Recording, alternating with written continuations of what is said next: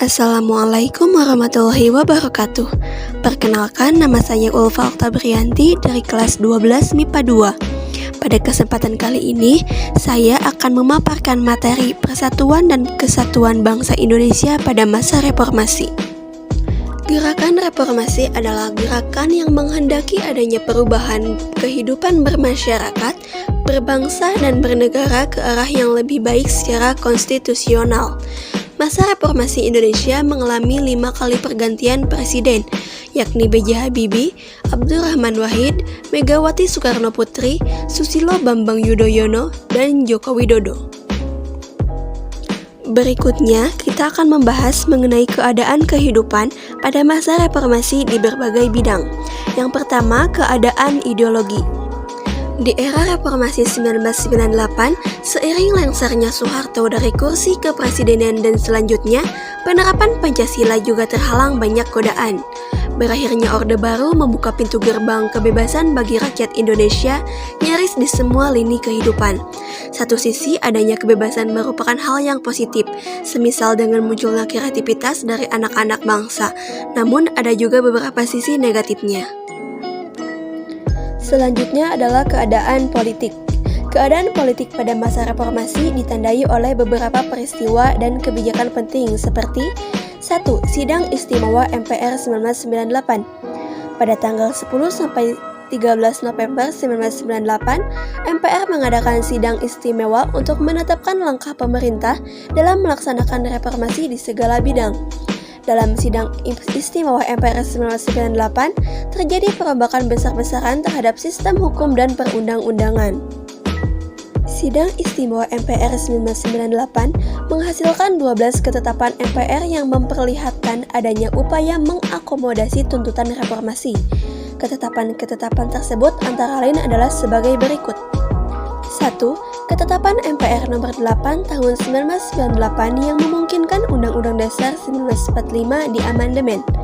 2. Ketetapan MPR nomor 12 tahun 1998 mengenai pencabutan ketetapan MPR nomor 4 tahun 1993 tentang pemberian tugas dan wewenang khusus kepada Presiden atau mandataris MPR dalam rangka menyukseskan pembangunan nasional sebagai pengamalan Pancasila. 3. Ketetapan MPR nomor 18 tahun 1998 mengenai pencabutan ketetapan MPR nomor 2 tahun 1978 tentang pedoman penghayatan dan pengamalan Pancasila atau Eka Prasetya Pancakarsa. 4. Ketetapan MPR nomor 13 tahun 1998 tentang pembatasan masa jabatan Presiden dan Wakil Presiden maksimal 2 periode. 5. Ketetapan MPR nomor 15 tahun 1988 tentang penyelenggaraan otonomi daerah, pengaturan pembangunan dan pemanfaatan sumber daya nasional yang berkeadilan serta perimbangan keuangan ke pusat dan daerah dalam rangka Negara Kesatuan Republik Indonesia. Dan yang keenam, ketetapan MPR nomor 11 tahun 1998 tentang penyelenggaraan negara yang bersih dan bebas dari KKN. Yang kedua, otonomi daerah. Pada masa reformasi, otonomi daerah dilaksanakan dengan lebih demokratis dari masa sebelumnya. Pembagian hasil eksplorasi dan eksploitasi sumber daya alam antara pemerintah pusat dan daerah juga disesuaikan dengan kebutuhan daerah untuk meningkatkan kesejahteraan masyarakat daerah. Yang ketiga, pencabutan pembatasan partai politik. Menjelang pemilihan umum tahun 1999, partai politik yang terdaftar mencapai 141 partai. Setelah diverifikasi oleh Komisi Pemilihan Umum, hanya sebanyak 48 partai saja yang berhak mengikuti pemilihan umum. Dalam hal kebebasan berpolitik, pemerintah juga telah mencabut larangan mengeluarkan pendapat, bersyarikat, dan mengadakan rapat umum. Yang keempat, penghapusan dui fungsi ABRI. Pada masa reformasi, dui fungsi ABRI dihapuskan secara bertahap sehingga ABRI berkonsentrasi pada fungsi pertahanan dan keamanan. Kedudukan ABRI dalam MPR jumlahnya sudah dikurangi dari 75 orang menjadi 38 orang. Mulai tanggal 5 Mei 1999 juga, Polri memisahkan diri dari ABRI menjadi Kepolisian Negara Republik Indonesia.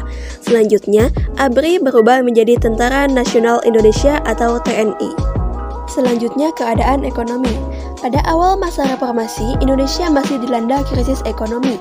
Upaya-upaya untuk pemulihan ekonomi pun akhirnya terus dilakukan pada beberapa periode kepemimpinan masa reformasi. Upaya-upaya tersebut adalah sebagai berikut.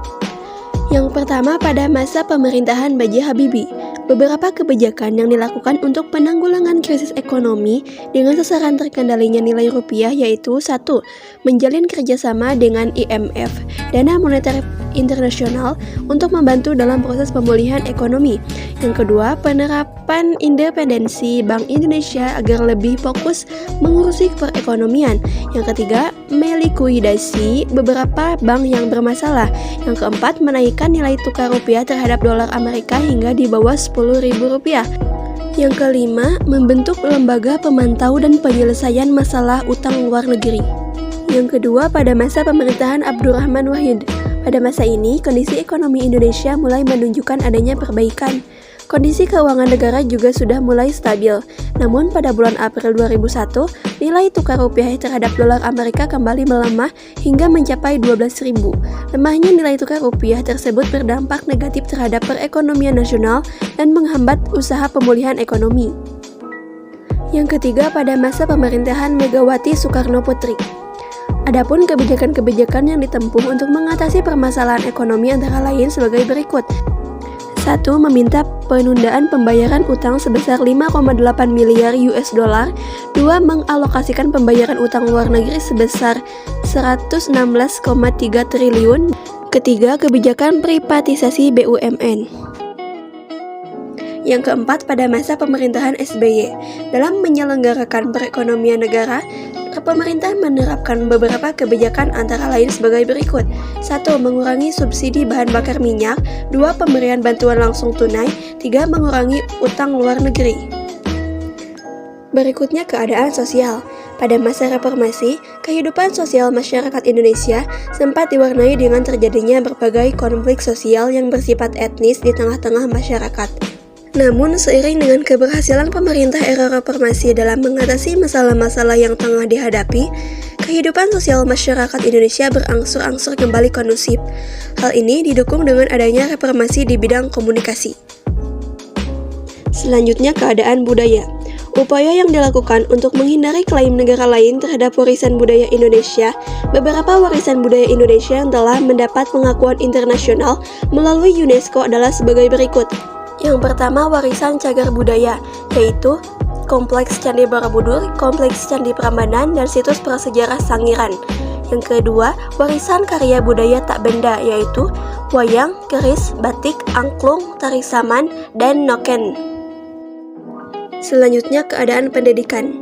Pemerintah pada masa reformasi menjalankan amanat Undang-Undang Dasar 1945 dengan memprioritaskan anggaran pendidikan sekurang-kurangnya 20% dari APBN.